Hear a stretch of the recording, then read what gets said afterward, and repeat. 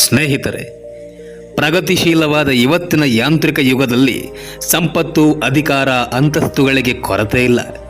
ಎಲ್ಲಿ ನೋಡಿದರೂ ಸಮೃದ್ಧಿ ಎಂದು ಎದ್ದು ತೋರಿಸುತ್ತದೆ. ಆದರೆ ಸುಖ, ಸಮಾಧಾನ, ನೈತಿಕ ಮೌಲ್ಯಗಳು ಇವುಗಳ ಕೊರತೆ ಮಾತ್ರ ಭಯಾನಕವಾದ ಕಹಿಯಾದ ಸತ್ಯವಾಗಿದೆ. ಧರ್ಮದ ಆಡಂಬರದ ಕೆಲವು ಕಡೆ ಇದ್ದರೆ ನಾಸ್ತಿಕತೆ ಕೆಲವು ಕಡೆ ತೋರುತ್ತದೆ.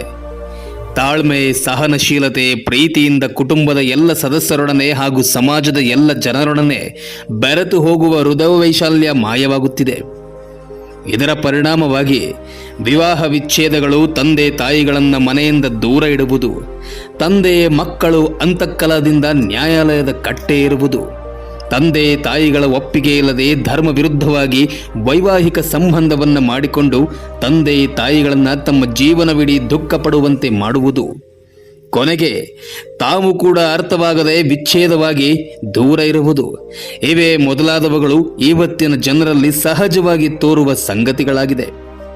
ಈ ಪರಿಸ್ಥಿತಿಯಲ್ಲಿ ಇವತ್ತಿನ ಯುವಕ ಯುವತರಿಗೆ ಪ್ರಾಚೀನರ ಆದರ್ಶಗಳು, ಹಿರಿಯರ ಹಿತನುಡಿಗಳು, ಅನುಭವಗಳು, ಸಲಹೆಗಳು, ಪ್ರಜ್ಞಾವಂತರ ಮಾರ್ಗದರ್ಶನಗಳು ಬಹಳ ಅಗತ್ಯವಾಗಿದೆ.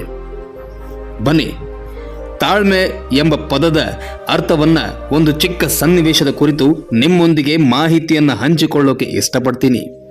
ಅದಕ್ಕೂ ಮುನ್ನ ನೀವಿನ್ನೂ ನಮ್ಮ ವೇದ ಸಂಸ್ಕೃತಿ ಯೂಟ್ಯೂಬ್ ಚಾನಲ್ಗೆ ಸಬ್ಸ್ಕ್ರೈಬ್ ಆಗಿಲ್ಲ ಅಂದರೆ ಈ ಕೂಡಲೇ ಸಬ್ಸ್ಕ್ರೈಬ್ ಆಗಿ ಹೊಸ ವಿಡಿಯೋಗಳ ನೋಟಿಫಿಕೇಶನ್ಗಾಗಿ ಬೆಲ್ ಐಕಾನ್ ಕ್ಲಿಕ್ ಮಾಡಿ.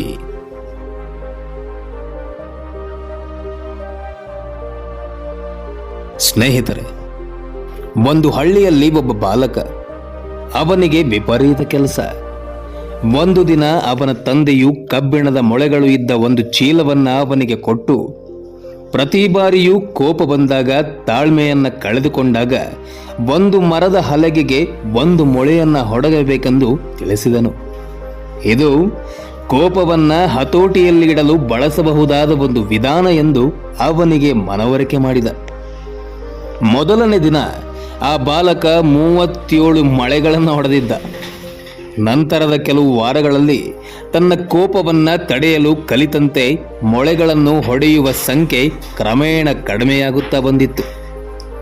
ಒಂದು ದಿನ ಆ ಮೊಳೆಗಳನ್ನು ಹೊಡೆಯುವ ಬದಲು ಕೋಪವನ್ನ ಹತೋಟಿಯಲ್ಲಿ ಇಟ್ಟುಕೊಳ್ಳುವುದೇ ಸುಲಭ ಎಂದು ತಿಳಿದು ಈ ಸುದ್ದಿಯನ್ನ ತನ್ನ ತಂದೆಗೆ ಮುಟ್ಟಿಸಿದ.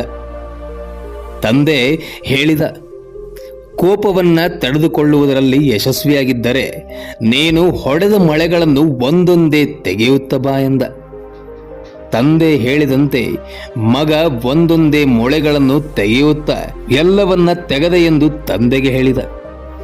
ತಂದೆ ಮಗನನ್ನು ಕರೆದುಕೊಂಡು ಹೋಗಿ ಆ ಮೊಳೆ ತೆಗೆದ ಹಲಗೆಯನ್ನ ಮುಂದೆ ನಿಲ್ಲಿಸಿ, ಈಗ ನೀನು ತಾಳ್ಮೆಯಿಂದ ವರ್ತಿಸುತ್ತಾ ಇದ್ದೀಯ, ಬಹಳ ಸಂತೋಷ. ಆದರೆ ಕೋಪದಲ್ಲಿ ಇದ್ದಾಗ ಹೊಡೆದ ಮೊಳೆಗಳಿಂದ ಹಲಗೆಗೆ ಆದ ಹಾನಿಯನ್ನ ಸರಿಪಡಿಸುತ್ತೀಯ. ಅದನ್ನು ಸರಿಪಡಿಸಲು ಯಾರಿಂದಲೂ ಆಗುವುದಿಲ್ಲ. ಅದರಂತೆ ಕೋಪದಲ್ಲಿ ನಾವು ಆಡಿದ ಚುಚ್ಚು ಮಾತುಗಳು ಇತರರನ್ನು ಘಾಸಿಗೊಳಿಸುತ್ತದೆ. ಒಬ್ಬ ಮನುಷ್ಯನನ್ನ ಕತ್ತಿಯಿಂದ ತಿವಿದು ಅವನನ್ನ ನಾವು ಎಷ್ಟೇ ಕ್ಷಮೆ ಕೇಳಿದರೂ ಆಗಿರುವ ಗಾಯದ ಪ್ರಭಾವ ಉಳಿದುಕೊಂಡೇ ಇರುತ್ತೆ, ಗುರುತು ಉಳಿದಿರುತ್ತೆ.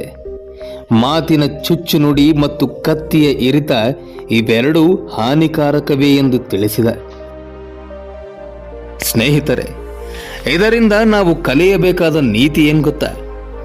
ಪ್ರತಿ ಬಾರಿ ನಾವು ಕೋಪಗೊಂಡಾಗ ನಾವು ಪ್ರತಿಕ್ರಿಯಿಸುವ ಮುನ್ನ, ಮಾತನಾಡುವ ಮುನ್ನ, ಉತ್ತರವನ್ನು ಕೊಡುವ ಮುನ್ನ, ನಿರ್ಧಾರಗಳನ್ನು ತೆಗೆದುಕೊಳ್ಳುವ ಮುನ್ನ ಹಲಿಗೆಯ ಹಾನಿಯನ್ನ ತಿಳಿದು ಮುಂದುವರಿಯಬೇಕು. ಇದೇ ಸೂಕ್ತವಾದ ಉಪಾಯ ಮತ್ತು ತಿಳುವಳಿಕೆ. ಮತ್ತಷ್ಟು ಕುತೂಹಲಕಾರಿ ವಿಷಯಗಳೊಂದಿಗೆ ಮತ್ತೆ ಸಿಗ್ತೀನಿ. ಅಲ್ಲಿಯವರೆಗೆ ಜೈ ಹಿಂದ್, ಜೈ ಕರ್ನಾಟಕ.